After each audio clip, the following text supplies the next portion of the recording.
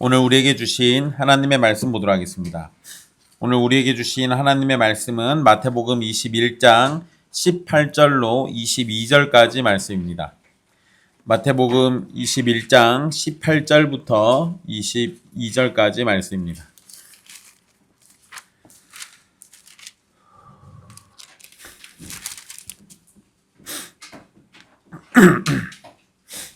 귀하신 하나님의 말씀 받들어서 읽도록 하겠습니다.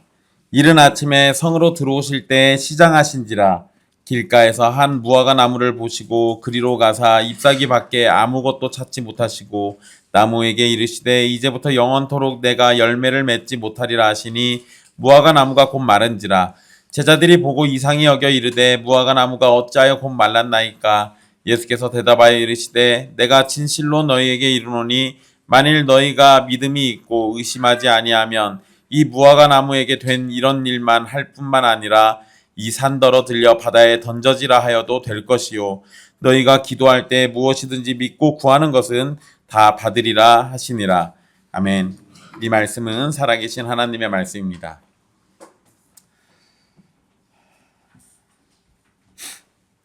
지난 시간 예수님께서 성전을 정화하신 사건, 그리고 동시에 맹인과 다리 저는 사람을 고치신 일을 살펴봤습니다.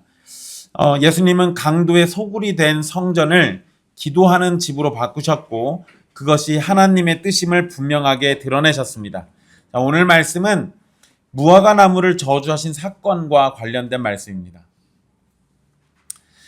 베다니에서 지내신 예수님은 이른 아침 예루살렘으로 들어오시는 길이었습니다. 이른 아침 예루살렘으로 가기 위해서 식사를 하지 못한 상황이었기 때문에 예수님이 배고픈 그런 상태였습니다. 여기에서 예수님께서 배가 고프시다라는 걸 기록한 걸 보면 이건 분명히 예수님이 우리와 같은 몸을 가지신 완전한 인성이심을 확인할 수 있습니다. 물론 이 사건이 예수님의 인성만을 강조하려고 한 건 아닙니다. 그냥 이거는 부분적으로 드러내는 거고요. 예수님이 배고프시다라는 것을 기록해 놓은 것은 육체적인 배고픔을 포함해서 이스라엘에게 열매를 바라시는 하나님의 배고픔을 상징적으로 보여주는 겁니다. 그러니까 일단은 우리가 예수님의 육체적 배고픔의 정보를 얻을 수 있지만 최종적으로는 하나님께서 배가 고프시다라는 것을 보여주는 겁니다. 물론 하나님은 영이시기 때문에 배가 고프실 리가 없습니다. 그런데 우리에게 뭔가를 원하시고 계시다, 이거를 얘기하는 거예요. 예수님은 배가 고프신 상황에서 길 옆에 있는 무화과 나무를 보시고 그곳으로 가셨습니다. 예수님은 그곳에서 잎사귀밖에 아무것도 찾지 못하셨다라고 이 마태가 기록을 하고 있는데요. 이렇게 기록한 것은 이스라엘의 무화과는 열매가 나온 후에 잎이 나오기 때문에 잎사귀를 봤다면 그곳에는 열매도 있을 것이라 기대할 수 있기 때문입니다. 제가 이러한 사실을 알고 난 다음에 집에 무화과 나무를 심어놨습니다. 열매 먼저 나오고 잎 나오는지 보려고. 근데 우리나라에서 심는 건 종이 달라서 잎이 먼저 나와요. 네. 그러니까 제가 지금 설명드리는 거랑 여러분들이 보는 무화과가 다르다고 해서 제가 거짓말하는 거 아니니까 오해하지 마십시오. 이스라엘에서 심는 무화과는 볼품없는 열매가 먼저 달립니다. 그리고 잎이 올라와요. 잎이 없는 상태에서 열매를 맺었기 때문에 광합성을 제대로 하지 못해서 맛이 없어요. 그런데 그 맛없는 열매가 따지면 그 자리에서 맛있는 열매가 나기 시작합니다. 그것과 연관해가지고 이해를 하시면 될 거예요. 방금 말씀드린 것처럼 잎이 나오기 전에 맺히는 무화과는 사실 맛이 없어요. 그렇지만 처음 나온 무화과 열매가 있어야 뒤에는 맛있는 열매들이 열리게 됩니다. 그리고 중요한 건 처음 나오는 무화과 열매는 겨울을 지나서 먹게 되는 첫 번째 신선한 과일이에요. 이게 중요합니다. 그러니까 일단 이스라엘 사람들은요, 신선한 과일을 먹을 수 있는 이 무화과의 첫 열매를 아주 간절히 기다립니다. 우리로 치면 뭐랑 비슷하냐면 보릿고개랑 비슷해요. 제가 몇 가지 과일들 얘기해 드려 볼게요. 이스라엘에는 8월 달에는 포도를 먹고 9월에는 석류를 따고요. 10월에는 올리브 열매를 먹습니다. 그리고 11월에는 우리가 보통 종려나무라고 알고 있는 그 종려나무의 열매인 대추야자를 따먹어요. 그리고 4월부터 10월 달까지 무화과의 열매를 따먹습니다.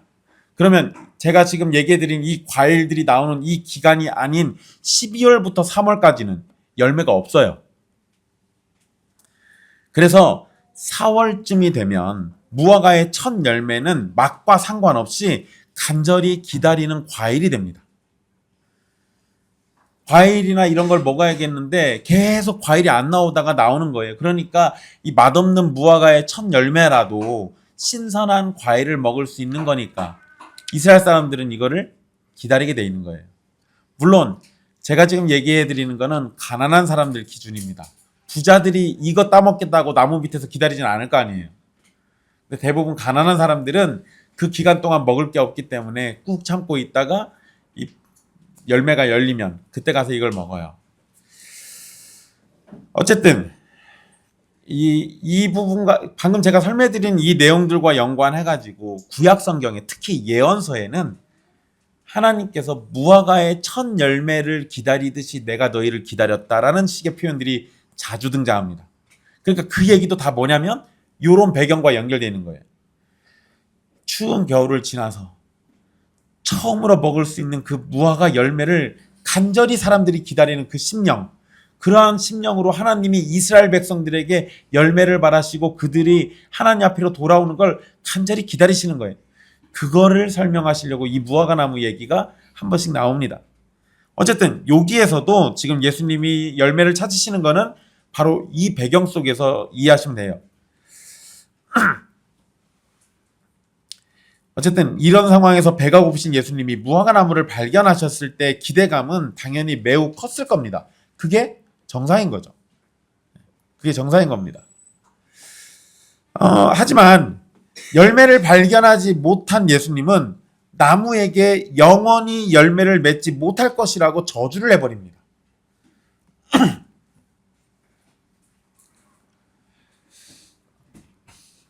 예수님께서 이렇게 저주하신 것이 화를 참지 못한 행동으로 이해하는 사람들이 있어요.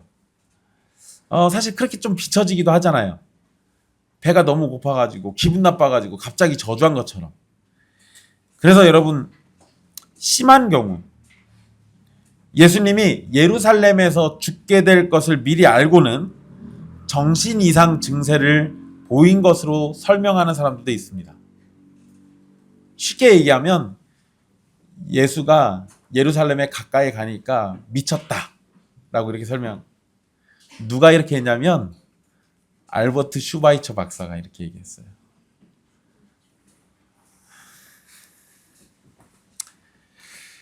예수님이 거룩한 분노를 나타내신 건 분명합니다. 그렇지만 이 행동은 충동적인 분노가 아니라 예언자적인 가르침이에요.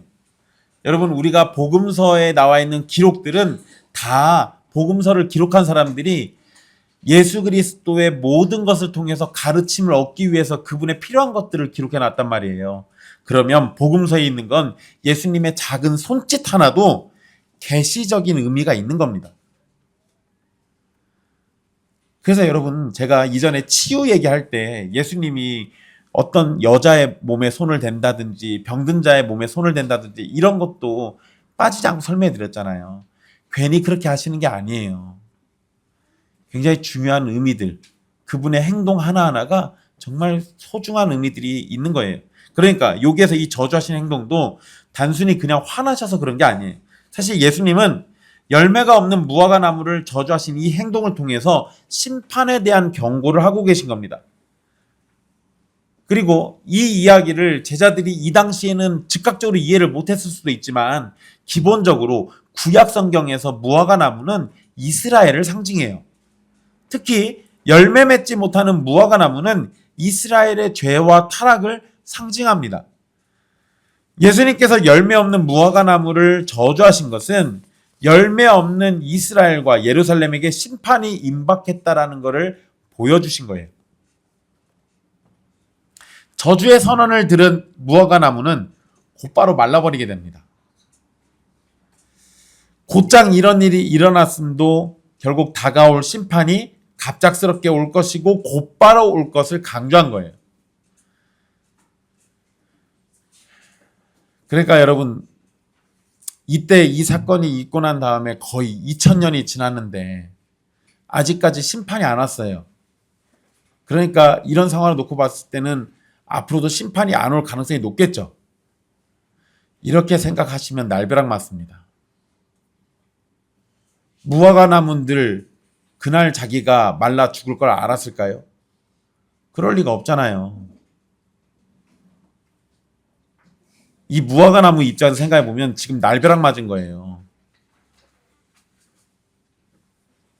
그런데 여러분, 심판도 이렇게 찾아올 거예요.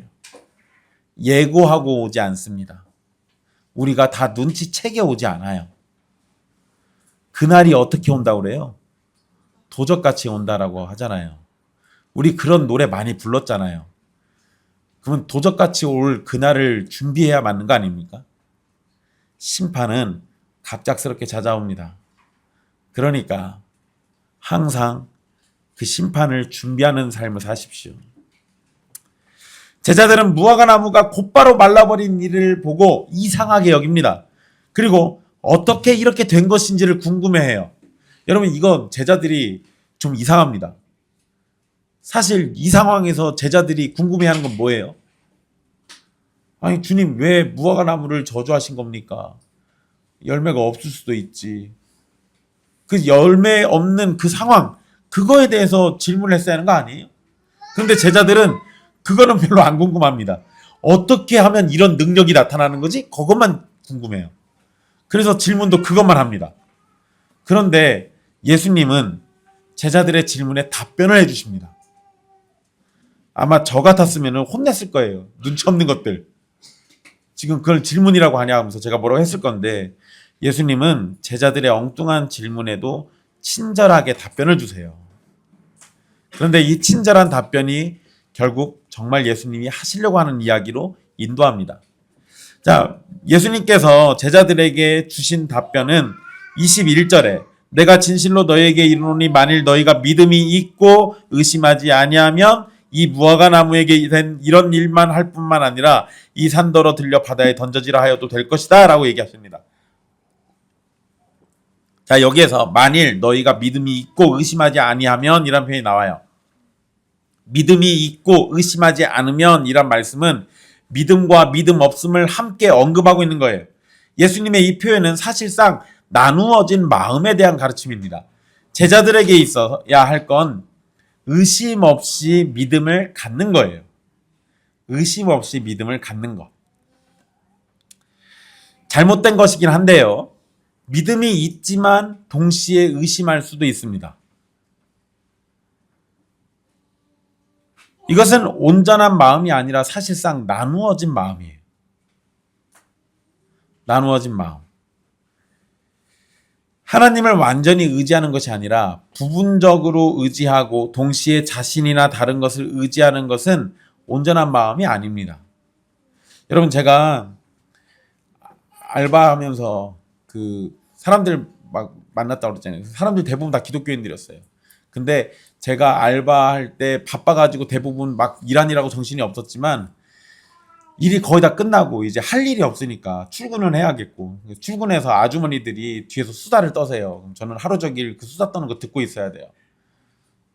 차라리 일을 시켜줬으면 더 좋겠는데 일 안 하고 가만히 있으니까 죽을 맛이에요. 근데 제가 수다 떠는 걸 듣다 보니까 이분들이 대부분 기독교인들인데 사주팔자에 그렇게들 관심이 많은 줄 몰랐습니다.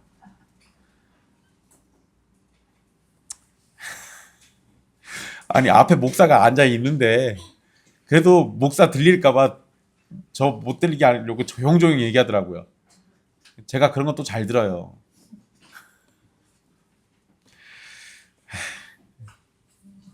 그리고 사주팔자 다음으로 제가 많이 들은 건 로또입니다. 어디에서 로또를 사면은 당첨 잘 된다고 그 얘기를 자꾸 하더라고요. 같이 가서 사자 뭐 이런 얘기하고, 로또 사려고 익산도 갔다 오고 대전도 갔다 오고 막 별얘기 다 하더라고요. 저분들 기독교인이라는데 그분들이 믿고 있는 게 무엇인가? 물론 여러분 그들의 믿음 자체를 우리가 부정하거나 완전 틀렸다라고 얘기할 필요는 없어요. 믿음이 있을 겁니다. 있으면서도 나누어진 마음을 가지고 있는 거예요. 연약하면 그럴 수 있습니다. 연약하면. 근데 그 연약한 채로 있으면, 죽을 때까지 그러고 있으면 그거는 사실상 불신앙을 드러내는 거고요. 연약하지만 그 연약함 속에서 점점 자라나서 그런 것들을 버리고 온전히 하나님을 의지하고 우리의 모든 필요를 채우시는 여호와 이레를 바라보게 되면, 그러면 얘기가 또 달라지는 겁니다. 어쨌든 예수님께서 이 나누어진 마음에 대해서 지적을 하신 건데요. 나눠진 마음과 믿음이 아니라 온전한 마음과 믿음, 이것을 말씀하신 거예요. 그러니까 제자들의 믿음이 온전히 하나님을 의지하고 마음이 나눠지지 않는다면 무화과 나무에게 일어난 일도 할 수 있고 이 산더러 들려서 바다에 던져지라 해도 될 것이다 라고 말씀하신 거예요. 자, 예수님이 이 산이라고 말씀하신 것은요, 예수님과 제자들이 서 있는 곳이 산이었기 때문입니다.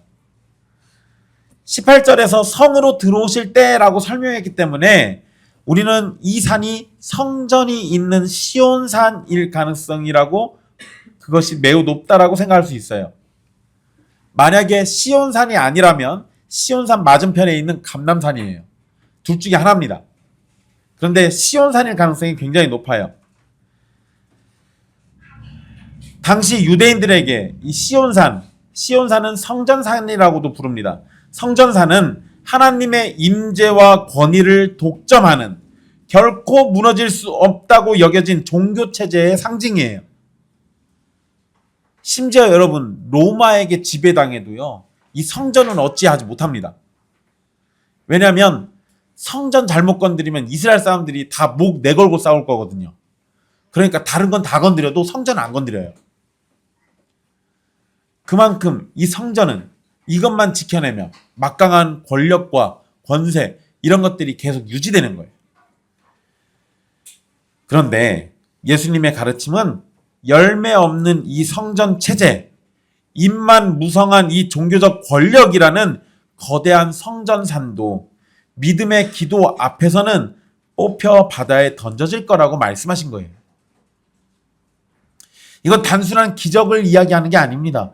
믿음이 없는 껍데기 종교는 반드시 무너진다는 무거운 심판의 선언이에요. 예수님은 기도할 때 무엇이든지 믿고 구하면 다 받을 것이다 라고 말씀하십니다. 여기에서 두 가지가 강조되는데요. 무엇이든지와 믿고가 강조됩니다. 믿음을 갖고 있다면 무엇이든지 다 받을 수 있습니다.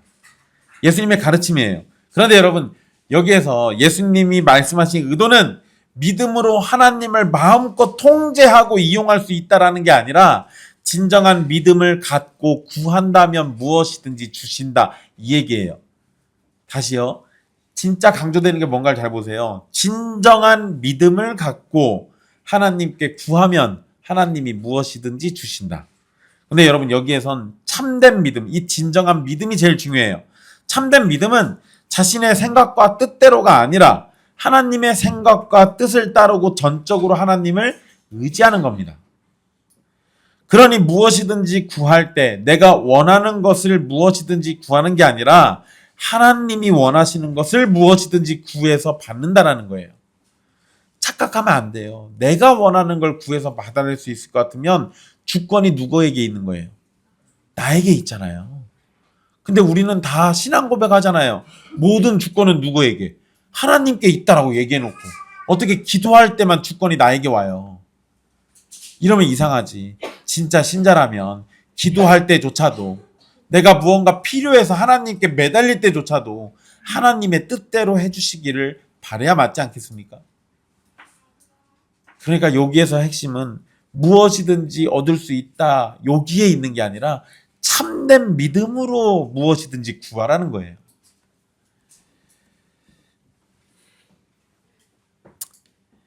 여러분, 오늘 말씀에 이사야 5장 1절로 7절 말씀과 연결되는 부분들이 있습니다. 이사야 5장 1절에서 7절에는 포도원 노래라는 게 나옵니다. 포도원 노래. 한 사람이 땅을 파고 돌을 골라내고 극상품, 최고로 좋은 포도나무를 갖다 심습니다. 그리고 최선을 다해서 그 포도나무, 포도원을 막 가꿔요. 열심히 가꿉니다. 그런데 포도나무에서는 나쁜 포도만 열려요. 그리고 제대로 된 열매를 얻지 못합니다. 이 노래의 의미를 이사야 5장 7절에서 설명해 주는데, 여호와의 포도원은 이스라엘 족속이라고 얘기하고 포도나무는 유다 사람이라고 얘기합니다. 그리고 이렇게 또 뒷말에 얘기를 해요. 여호와께서는 이스라엘을 통해서 정의가 있기를 바랬지만 포악만 있었고, 공의를 바라셨지만 고통스러운 외침만 있었다라고 얘기합니다. 이것이 포도원 노래의 의미예요. 하나님은 언약 백성에게 무엇을 찾으신다고요? 열매를 찾아요. 어떤 열매요? 나쁜 열매? 아니요. 좋은 열매. 좋은 열매. 그러면 여러분, 열매가 없으면 뭐 받는다? 심판받는다. 그런데 여러분, 여기서 조심하실 게 있어요. 열매 없음 자체가 심판의 원인이 아니에요. 열매가 없다라는 것은 이미 하나님과의 관계가 무너졌다라는 증거예요. 그래서 심판받는 겁니다. 열매가 없어, 그래서 심판받아, 이렇게 얘기하면 행위구원론이 돼요. 근데 그게 아니라 열매가 없다라는 건 이미 하나님과의 관계가 어그러져서 그거에 대한 결과로 나온 거니까, 그래서 심판받는 거예요. 그러니까 심판의 이유는 하나님과의 관계가 깨진 것이 심판의 이유지, 열매가 있고 없고가 심판의 유무가 아니에요. 무화과 나무에게서 열매 없다라는 걸 발견하셨을 때 예수님은 나무를 저주하고 말라 죽게 하셨습니다. 근데 이렇게 하신 것은 하나님께서 사람들에게 열매를 찾으신다는 점과 찾으시는 열매를 얻지 못하셨을 때 심판하신다라는 사실을 분명하게 보이시는 거예요. 예수님은 직전에 기도의 집인 성전이 강도의 소굴이 되었음을 지적했습니다. 이렇게 기능을 상실한 성전과 예루살렘은 심판을 받게 될 겁니다. 예수님은 입만 무성하고 열매가 없는 예루살렘 성전의 공허한 제사 제도를 책망하신 것이고, 바로 그 예루살렘에 임할 심판이 곧 내려질 것을 무화과 나무를 통해서 가르쳐 주신 거예요. 그런데 여러분, 오늘 본문의 말씀을 보면 무화과 나무 얘기 잘 하시다가 갑자기 기도 이야기로 넘어가요. 그러니까 그냥 무화과 사건하고 기도 이야기를 딱 놓고 보면 심판을 언급하시다가 갑자기 참 믿음으로 기도하면 무엇이든지 다 받는다라고 가르치는 게 약간 어색해 보일 수도 있습니다. 그리고 여러분들 많이 그러셨을 거예요. 무화과 나무 얘기에서 요 뒤에 기도 얘기로 넘어가서 목사님들이 결론을 어떻게 내려주세요? 믿고 기도하면 뭐든지 다 받는다. 아니, 여기서 핵심이 그게 아닌데 갑자기 기도 얘기로 넘어가니까 이렇게 자꾸 넘어가요. 근데 여러분, 기능을 상실한 성전은 더 이상 하나님과 소통하는 장소가 될 수 없습니다. 근데 성전은 뭐 하는 집이라고요? 기도하는 집이잖아요. 그것과 연결해가지고 이해하시면 돼요. 그래서 예수님은 성전을 통한 하나님과의 교제가 아니라 믿음의 기도를 통해서 하나님과 소통하는 새로운 통로가 있다라는 것을 분명하게 가르쳐 주신 거예요. 그런데 원래 유대인들에게는 하나님과 소통하려면 내가 아무 데서나 기도해도 되는 게 아니에요. 성전으로 가야 돼요. 성전에 하나님의 임재가 있고 성전으로 가야 우리가 소위 말하는 기도발이 잘 먹히고, 그러니까 성전으로 가야 돼요.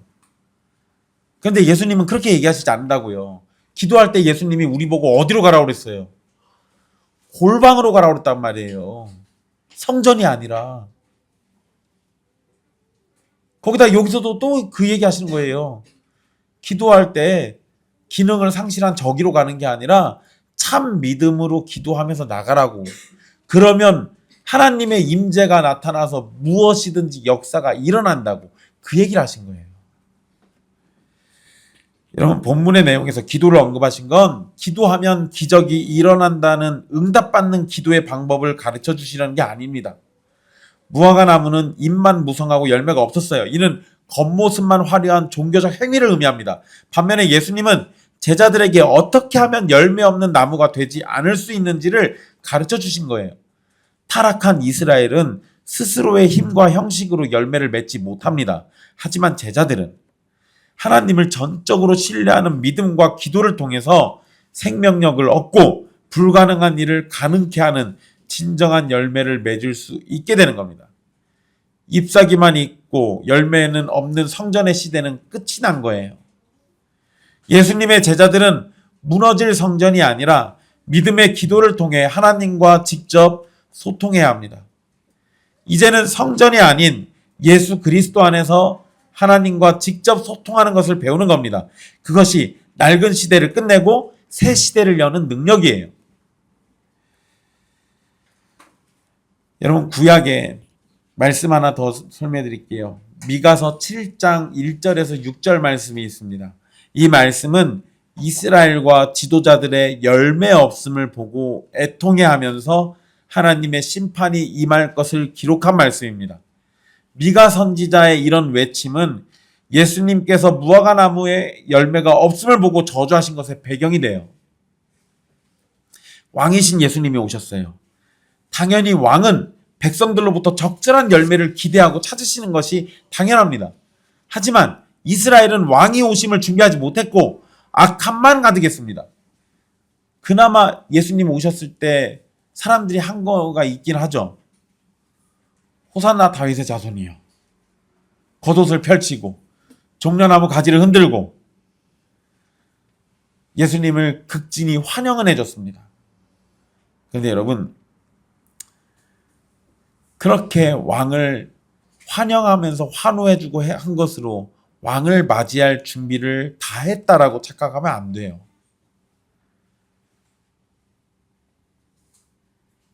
이건 굉장히 잘못된 겁니다. 여러분, 신랑과 신부가 결혼하는데 신랑이 신부를 데리러 집으로 가요. 그 장인어른의 집이 될 그곳으로 막 갑니다. 갔더니 장인어른이 멀리서 오는 신랑을 보고 막 너무 신나가지고 막 뛰어나가요. 그래서 자네 왔는가 이러면서 뛰어나가요. 그래서 기분 좋게 문 열고 들어갔더니 신부가 없어요. 제 아내 될 사람 어디 갔습니까? 나도 그건 잘 모르겠네. 이러면 결혼하자는 거예요, 말자는 거예요? 이러면 신랑 입장에서는 이게 지금 무슨 상황입니까? 신부가 있어야 결혼을 하는데 있어야 할 신부가 없는 거잖아요. 그럼 신랑이 내 올 때까지 기다리겠습니다 하고 거기서 가만히 있겠어요? 되돌아가죠. 그 결혼식 끝나는 겁니다. 결혼식이 파탄나는 거예요. 여러분, 왕이 오셔서 열매를 찾으려고 했더니 열매는 없어요. 극진히 환영은 해주지만 열매는 없어요. 왕이 자기 집으로 들어가서 자기 집의 영광을 보려고 했더니 거기는 강도의 소굴로 바뀌어 있어요. 역시 거기에도 열매는 없어요. 그러면 이런 상황에서 왕이 웃으면서 돌아가는 게 정답입니까? 화를 내시는 게 정답입니까?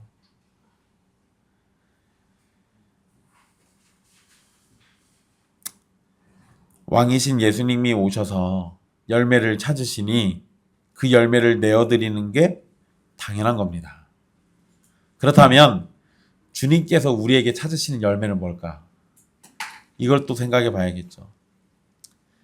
교회에게 요구하시는 열매는 화려한 건물이나 수많은 교인의 숫자가 아닙니다. 셀 수 없이 많은 헌금이나 넘치는 봉사도 아니에요. 그런 것들은 잎사귀에 불과한 겁니다. 진짜 열매는, 주님이 원하시는 진짜 열매는 상한 심령으로 드리는 회개의 열매예요. 내 뜻을 꺾고 주님의 뜻에 순종하는 믿음의 열매를 원하십니다. 내 안에 예수 그리스도의 성품이 드러나는 성령의 열매를 원하세요.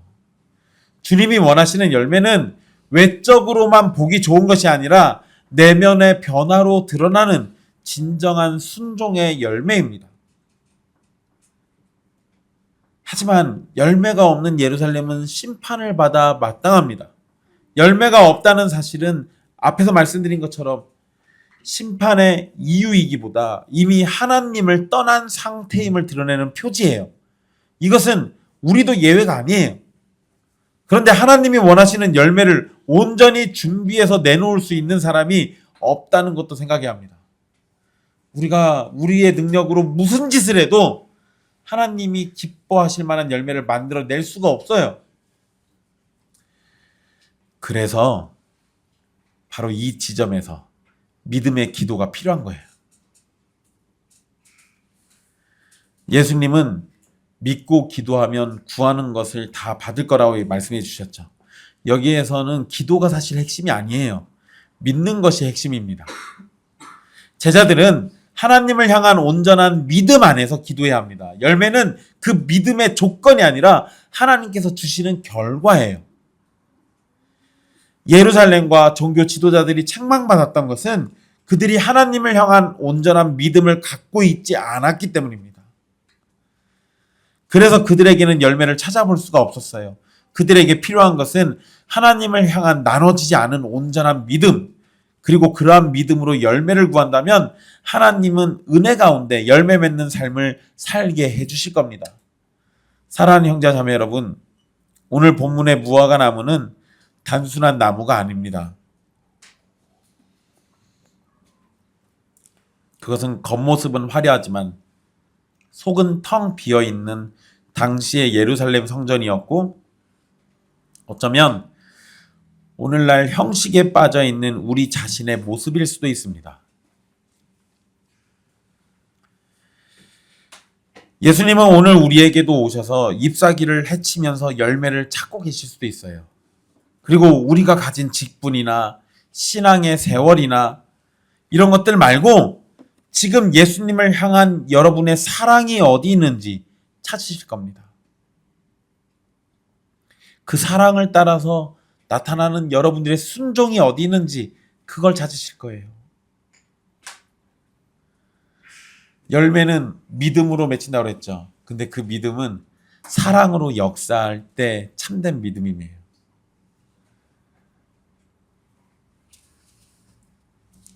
삼위 하나님을 전적으로 신뢰하는 그 믿음이 어디 있는지 여러분들을 속을 샅샅이 찾고 계실 겁니다.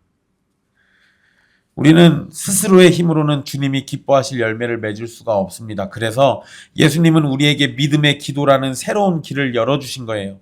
기도하면 다 이루어진다라는 식의 말이 내 욕심을 채우는 도깨비 방망이가 되어서는 안 됩니다. 이 약속은 인간의 결단을 높이는 말씀이 아니에요. 또한 기도로 인간의 능력을 과시하라는 말씀도 아닙니다. 나의 무능함을 인정하고 하나님의 주권적 은혜에 여러분 자신을 맡기라는 복음의 약속입니다. 입만 무성한 신앙생활을 멈추십시오. 사람들에게 보이기 위한 화려한 장식을 내려놓으십시오. 그리고 기도의 자리로 나가세요. 두 마음을 품지 말고 오직 하나님 한 분만을 신뢰하면서 구하십시오. 하나님께 간절히 기도하십시오. 하나님, 나는 열매 맺을 능력이 없습니다. 그러니 주님께서 내 안에 오셔서 생명이 되어주시고 열매 맺는 삶을 살도록 해주십시오. 여러분이 진심으로 이런 기도를 드린다면 우리 안에 견고한 불신앙의 산들이 무너져 내릴 것이고 부패한 성전은 사라지게 될 겁니다. 메마른 가지 같은 우리의 삶은 성령님의 생수로 적셔지게 될 것이고 충족하게 될 겁니다. 그리고 드디어 주님이 기뻐하시는 풍성한 열매가 맺히기 시작할 겁니다. 잎사귀의 화려함이 아니라 충성스러운 열매로 주님을 기쁘시게 하는 저와 여러분이 되기를 간절히 바랍니다. 기도하겠습니다.